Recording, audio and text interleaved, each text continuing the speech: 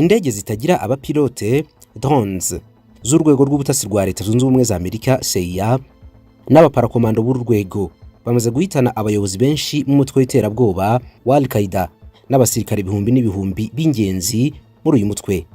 Nyamara ariko nubwo urwego ari rumwe mu zishinjwa kwica imbaga y'abantu benshi, hari undi muryango wiswe uw'amayobera, umuryango umaze kwivugana abanzi ba Amerika benshi batabarika kuvuga Amerika yatangiraga operasiyo yo kurimbura imitwe y'iterabwoba nyuma y'ibitero byakoze mu jisha abanyamerika bya 11 Nzeri 2001. Kuva iyo ntambara yo kurwanya iterabwoba yatangira, byabaye akaga gakomeye ku batuye ku mubumbe wose, aho ababarirwa muri miliyoni 37 bamaze kuva mu byabo kubera iyi ntambara gusa yo kurwanya iterabwoba. Abakozi ba CIA mw'iperereza ryabo bafunze kandi banahata ibibazo abagera ku 100 bakekwaho iterabwoba muri gereza zabo zibanga ziri ku isi yose hirya no hino. Ariko ingabo ziri muri uyu muryango usa naho ari amayobera zimaze gufunga abakubye abo CIA yafunze inshuro zirenga 10 zose, nukuvuga abarenga 1000, zibafungira mu magereza acungiye umutekano kandi ari ahantu hayonyine nka gereza ziri muri Iraq na Afghanistan. Uyu muryango cyangwa se ishami ry'ibanga rigizwe n'abagabo benshi hamwe n'abagore bake. Kuva ku 11 z'ukwezi kwa 9 2001 wagiye ugenda waguka, ariko ukora ibikorwa byawo mu kiswe umwijima, aho na CIA abantu bose ku isi batinya, ivuga yuko ibikorwa by'uyu mutwe w'ibanga uhitana abanzi ba Amerika ibitabizi rimwe na rimwe. Mu gace k'inyandiko iri mu gitabo cya Dana Priest na William Alkin kiswe Top Secret America: The Rise of the New American Security State, umwe mu bagize itsinda rya Navy SEAL, itsinda ryo muri rishami rikorera mu mwijima, yaranditse ati: dukorera mu mwijima mu ibanga rikomeye, turi imbaraga zitegeka isanzure ariko nta wabasha kutubona. Navy SEAL ni itsinda kabuhariwe mu gukiza Leta Zunze Ubumwe za Amerika abanzi bose bakomeye. Duherutse kubabwira ibya Operation Neptune Spear ubwo bahitanaga igihangange Osama bin Laden mu iterabwoba. Iri ni itsinda ribarizwa mu ngabo za Leta Zunze Ubumwe za Amerika, ryoherezwa mu butumwa bukomeye cyane ko guhotora abanzi ba Leta Zunze Ubumwe za Amerika no kubica nta urabutswe. Bikorwa nyuma yo kwikorera iperereza ibyiswe Joint Special Operations Command. Abakomando b'ibanga ba Leta Zunze Ubumwe za Amerika bakimara kubona amakuru, igikurikiye aba ari ukwica. N'abakomando b'indobanure gusa nibo bagize The SEAL, bazwi cyane mu gutabara abantu bafashwe bugwate mu ngabo z'ibanga z'abanyamerika. The SEAL ni irindi zina nanone, ubundi bakitwa GSOC, Joint Special Operations Command. Ubwo hari harangiye operasiyo yo kwica Osama bin Laden, abayobozi b'uyu mutwe JSOC ntabwo bishimiye yuko ubutumwa bwagenze neza gusa, ahubwo banishimiye uburyo abantu bake cyane aribo bazi misiyo zabo, kandi bishimira yuko iri tsinda rito gutya rishobora gukora ibikorwa bidashobora gutekerezwa n'ikiremwa muntu. Rimwe na rimwe umuntu abyumva akagira ngo ni filime cyangwa ni ukurota. Benshi baba batekereza yuko bitashoboka. Ibindi kuvuga ni agace k'inyandiko kari mu gitabo cya Top Secret America: The Rise of the New American Security State, cyanditswe n'abanyamakuru ba Washington Post, Dana Priest na William M. Alkin, kivuga ku bijyanye n'amateka y'ibikorwa bya JSOC. Abaperezida babiri n'abanyamabanga bakuru b'igisirikare cya Amerika mu bihe bitandukanye basabye iri tsinda rya JSOC gutangiza misiyo zitandukanye zo gukusanya amakuru ndetse no kugaba ibitero cyane cyane muri Iraq no muri Afghanistan, ndetse no mu bindi bihugu bitari mu ntambara n'abanyamerika birimo nka Yemen, Pakistan, Somalia, Philippines, Nigeria na Syria. Umwe mu bakozi ba JSOC yaragize ati: CIA nta bubasha ndetse n'ubushobozi bwo gukora bimwe mu byo twebwe dushobora gukora ifite. Uyu nguyu abarizwa mu itsinda rya SEAL.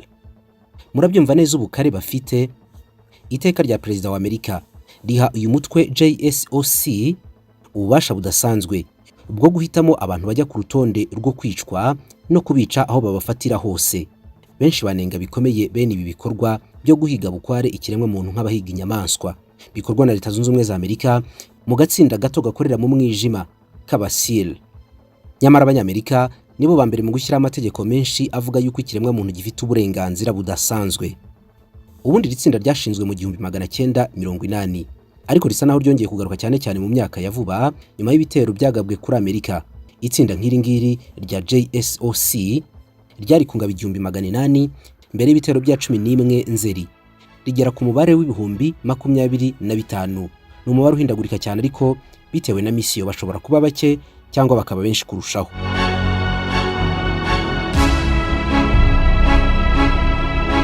Nubwo Amerika nk'igihugu cy'igihangange ifite inzego z'ubutasi kandi zikomeye, iri shami rya JSOC naryo rifite abatasi benshi kabuhariwe bakorera muri ryo ubwaryo.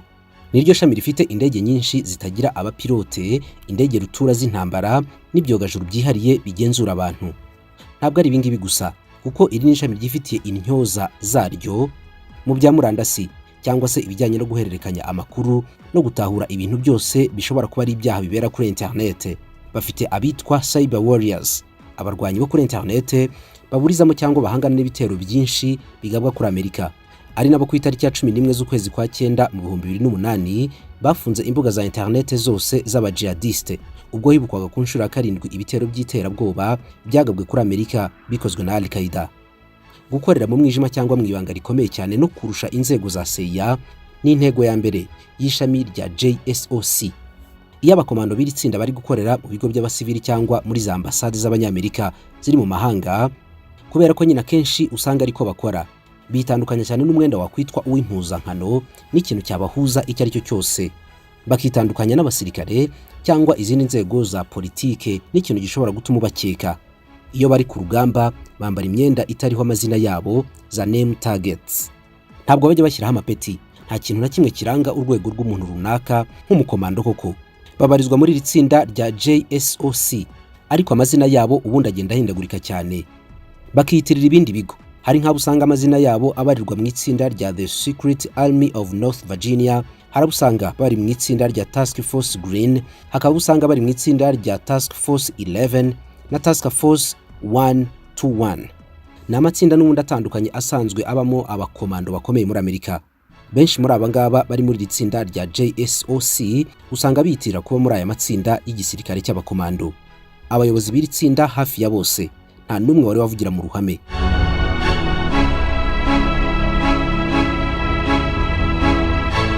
Nubwo ari ishami kabuhariwe mu rugamba no mu ibanga rikomeye cyane mu kurengera ubusugire bw'abanyamerika, ntabwo ryemerewe gukora ubundi ibikorwa wakwita rwihishwa, kuko ubundi mu busanzwe ibi ni ibikorwa bya CIA gusa.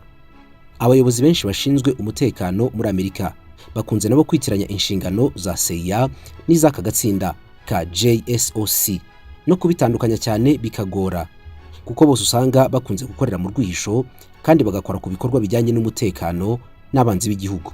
Iri shami rero ryo kugira ngo ryinjire muri misiyo rihabwa amabwiriza aturutse kwa perezida ubwe gusa, cyangwa umunyamabanga mukuru w'igisirikare cya Leta Zunze Ubumwe za Amerika, kuko bayarangije kubona yuko igikorwa gikeneye gukorwa gikeneye intoranywa zo muri iri tsinda.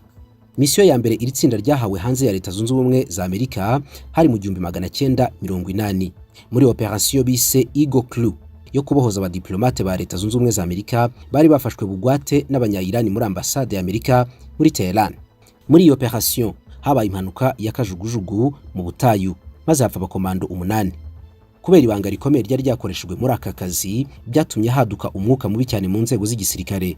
Bita ku gusoza igikorwa cyari cyabajyanye, ntibita ku buzima bw'abantu bapfiriye mu mpanuka y'akajugujugu.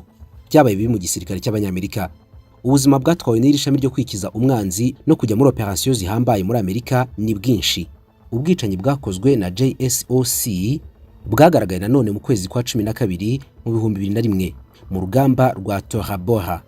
Tora Bora ni urugamba rwabaye mu kwa 12 2001 mu ntambara ya Nangarhar muri Afghanistan mu guhashya imitwe y'iterabwoba. Nubwo abayoboke benshi ba Osama bin Laden byaje kurangira babonye aho banyura bagatoroka inzego z'abanyamerika berekeza muri Pakistani, amateka y'uru rugamba avuga yuko mu ijoro ryo ku ya 13 n'iya 14 z'ukwezi kwa 12 mu 2001 abakomando b'uyu mutwe w'ibanga w'abanyamerika bishe ingabo nyinshi cyane z'abanzi ba Amerika, ku buryo imirambo y'abarwanyi ba Al-Qaeda yari myinshi cyane mu rukerera rwo kuri itariki. Mu bihugu byinshi cyane abanzi ba Amerika bagiye bashyirwa ku rutonde. Iri tsinda rito cyane ry'abakomando rikabahiga bukware kugeza ribishe. Gusa nanone ikibabaje cyane nuko muri abo bantu bishwe n'iri tsinda hari harimo n'abasivili. Uyu mutwe aho wagabye ibitero ukica abantu benshi ni muri Iraq na Afghanistan, byose kandi bigakorwa mu ibanga rikomeye cyane, rimwe na rimwe na CIA itahawe amakuru ahagije. Yewe ngo hari n'igihe batakeneraga uruhushya rwa leta, yaba perezida cyangwa umunyamabanga w'ingabo za Amerika, kuko ngo babaga bararangije kumenya neza aho umwanzi ari, baramushyize ku rutonde kandi bazi neza yuko nta rundi rubanza rumutegereje, agomba kwicwa. Bagiye mu bihugu bitandukanye nka Algeria, Irani, Malaysia, Mali, Nigeria, Pakistan, Philippines, Somalia na Syria, ahangaha hose bica abantu. Nubwo ibindi bigo bikomeye muri Leta Zunze Ubumwe za Amerika bidafite uburenganzira ku mabanga y'iri tsinda ry'ibanga rya JSOC, iri tsinda ry'aho gusanga rifite ubushobozi bwo kwinjira mu mabanga y'ibi bigo kugira ngo bibashe kumenya neza aho umwanzi w'Abanyamerika ari. Urumva ryifashisha ubutasi. Iri tsinda muri Leta Zunze Ubumwe za Amerika ni ishami rifite ikoranabuhanga rihambaye rya nyuma, by'umwihariko mu kumenya ibintu byose bikomeye bigendanye n'ikoranabuhanga. Bafite icyitwa electronic diving load, ni akuma ka sensa kambarwa n'abakomando gashobora kumenya aho telefone igendanwa y'umuntu ushakishwa ishobora kubiri, paka ufite telefone bamugezeho bakamwica. Kwica umwanzi kuri aba bakomando ba SEAL ni akantu koroshye cyane. Kuri bo igisa n'igikomeye ni ukumubona gusa. Mark Kristo wayoboraga iri shami ashimira cyane Roy Apsloff, umuyobozi w'ikigo cy'igihugu gishinzwe gusesengura ibitangazamakuru, akaba n'umuyobozi w'ikigo cya leta ya Amerika gishinzwe gusesengura inyandiko ziba zagiye zifatwa n'abatasi. Impamvu amushimira nuko muri izi nyandiko ariho bakura amakuru ahagije y'ibikorwa bizatangwamo umusanzu n'iri tsinda rya JSOC.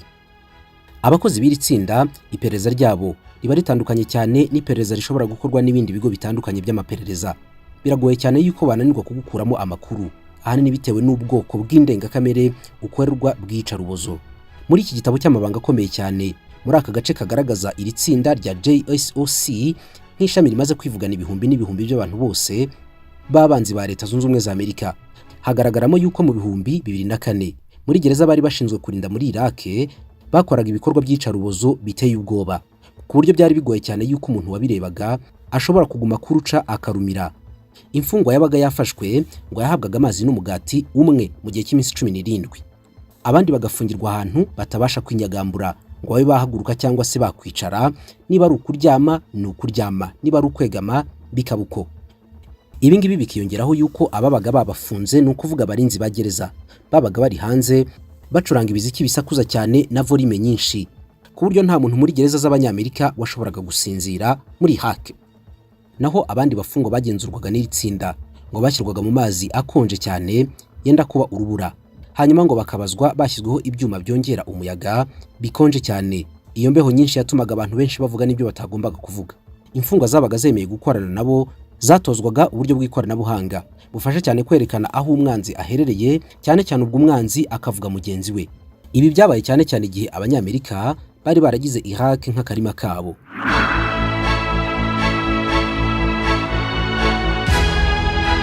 Al-Qaeda yakoresheje ukwigarurira Iraq kwa Amerika nk'impamvu yo gushaka intwaro zikomeye cyane n'abasirikare batandukanye bahagurukiye ikiswe iterabwoba no kurwanya Abanyamerika. Abasirikare n'abarwanyi ba Al-Qaeda yabashakiye mu burasirazuba bwo hagati, abenshi muri abo ngabo bisukiranyaga bava mu bihugu nka Tunisia, Libya, Misiri na Arabia Saudite. Mu mpera z'umwaka wa 2005 hagaragaye ishusho itangaje cyane. Iraq yari yuzuye imiyoboro y'itumanaho Al-Qaeda yigengagaho, ari nayo iyigenzura, kandi abantu benshi baramaze kuyoboka uyu mutwe wa Al-Qaeda. Al-Qaeda ubwayo yafashe Iraq igabanyemo ibice bitandukanye, intara n'uturere, buri kose igenda igashyiraho abayobozi bako bihariye bagomba kwigenzura, ariko mu buryo bw'igisirikare. Mu mpeshyi z'ibihumbi 2006 bakoresheje umurongo wa internet wagutse cyane n'ubutasi bukomeye cyane bwakorwaga n'indege zitagira abaderevu.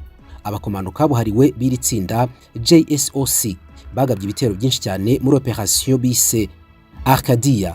Ahangaha bafashe amafoto n'amashusho menshi batangira kwasesengura. Ibyabatwaye amasaha agera kuri 662 basesengura amafoto gusa. Muri iyi operation hujujwe diske 92 hamwe n'imizingo y'inyandiko zikuyemo amabanga yose y'imitwe y'iterabwoba ikorana na Al-Qaeda yo mu burasirazuba bwo hagati, maze bihita binatanga impamvu zo gutera ibindi bitero ku hantu hangana na 14. Inyandiko zibanga za Al-Qaeda zafashwe icyo gihe zari zikuyemo amabanga ya campaign uyu mutwe wari ugiye gukora mu kongera umubare w'abasirikare bawo mu gukora ibikorwa by'iterabwoba cyane cyane kuri Amerika. Mu minsi yakurikiye ya operation ya Ardia mu gitero cyagabwe kuwa 7 z'ukwezi kwa gatandatu 2006 byatumye umuyobozi wa Al-Qaeda muri Iraq Abu Musab al-Zarqawi yarishwe. Ni igitero cyagabwe n'abakomando kabuhariwe baryatsinda bakoresheje indege z'intambara zihuta. Abayobozi b'uyu mutwe muri cya gitabo kibanga cy'amabanga y'abanyamerika bavuga yuko impfu z'abantu ziri mu ntoki zaryatsinda zatangiye nanone kugaragara cyane mu bihumbi 2008 muri Afghanistan honyine. Abakomando b'iri tsinda bari bafite abantu 550 batunzeho iminwa y'imbunda bagomba kwicwa byanze bikunze. Abangaba 550 bicanywe n'abandi benda kungana gutya kubera yuko abarenga 1000 babigendeyemo. Mu bihumbi 2009 bakoze operation 464 bica abarwanyi ba Al-Qaeda babarirwa hagati ya 400 na 500. Mu bihumbi 2005 Iraq yuzuyemo ibikorwa by'urugomo n'imyigaragambyo ikomeye. Abakomando b'itsinda bagabye ibitero byinshi bigera kuri 300 mu kwezi kumwe gusa. Abarenga 50% by'aba bakomando bari muri izo operation bitwaga JSOC Delta Force. Ubu ngubu bose bambaye imidali ya Purple Hearts itangwa na Perezida wa Leta Zunze Ubumwe za Amerika ku ngabo z'abanyamerika zakomerekeye n'izapfiriye ku rugamba. Amaraso y'abantu biganjemo abasivili yageretswe ku bikorwa bikomeye byakozwe n'iri tsinda ntagira uko angana. Buri gitero cyose iri tsinda ryakoraga ryakomeretsaga ndetse rikica benshi, harimo abanzi yego n'abasivili ariko, cyangwa se bikangiza amazu n'ubundi buturo bw'ikiremwa muntu kubera yuko akenshi bakoraga ibitero bikaze bishobora no kurimbura abantu benshi kandi bagamije umuntu umwe. Ibi byose byagiye bizamura uburakari bukaze ku bantu kandi n'ubu ngubu baracyabufite bamwe, ku buryo bigoye cyane kuvuga ukuntu abantu barakariye iri tsinda cyane cyane mu bice byo mu burasirazuba bwo hagati.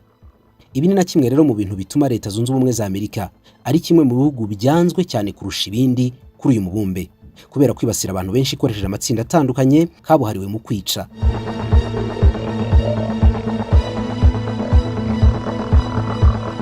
Mu bihumbi 2008 George Bush wari musoza manda ye yatanze amabwiriza kuri aba bakomando yo kujya muri Pakistan kugira ngo bagabanye impungenge za ambasaderi wa Amerika Anne Patterson ku bijyanye n'impfu z'abasivili zongerwaga n'ibikorwa by'itsinda mu bindi bihugu.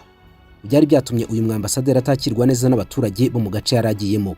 Kubera gutaka kwa rubanda muri Pakistan, abayobozi ba Amerika bahagaritse misiyo zabo zose nyuma y'ibitero bitatu gusa. Iki gihe Departement y'igisirikare cy'abanyamerika yari yahaye ububasha bukomeye cyane abakozi b'iri tsinda butarimo inshingano za gisirikare, ahubwo n'ububasha bwo gukurikirana no kumenya isoko y'amafaranga ibyihebe bikoresha ahantu biyavana n'uburyo biyahererekanya. Bahawe kandi ubundi bubasha bwo gukora ibyitwa psychological operations, ni nka operation zo kumvisha rubanda ubutumwa bashaka gutanga ariko mu koroshya imvugo babyise military information operations. Aba bakomando b'iri tsinda mu bihe bitandukanye bagiye boherezwa muri za ambasade zitandukanye za Amerika hirya no hino bambaye imyenda ya gisivili rwose isanzwe ngo batange ubutumwa binyuze mu bitangazamakuru na za campaign. Ubwo Barack Obama ajyaga ku butegetsi mu 2009 yahise yihuza byihuse n'iri shami rishinzwe ubutumwa bukomeye bwa Leta Zunze Ubumwe za Amerika no kwikiza umwanzi mu maguru mashya.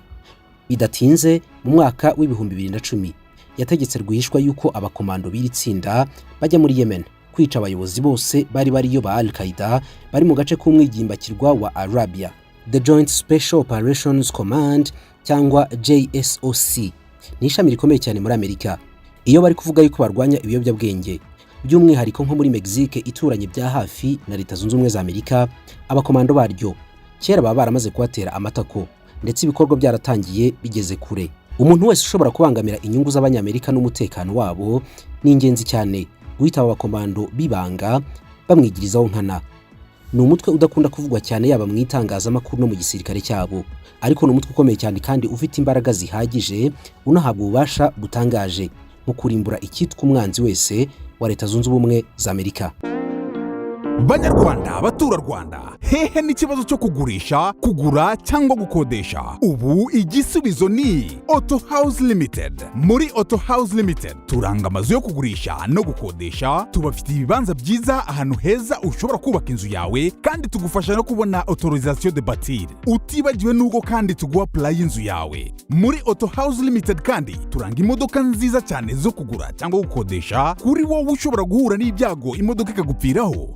duhamagare tukohereze breakdown tuguhe n'imodoka uzajya wifashisha kugeza iyawe ikize. Ahasigaye rero wowe ugurisha tugane tugukorere service yihuse, wowe ugura kandi cyangwa ushaka gukodesha nawe tugane ubundi tugufashe byihuse. Ku bindi bisobanuro ushobora kudusanga kuri wa@autohouse.rawa cyangwa se ukaduhamagara kuri telefone nimero 0788908074. Ushatse kandi wadusura aho dukorera ku Gisozi haruguru y'Agakiriro muri etage iri hejuru ya Like Supermarket. Ikaze muri Auto House Limited.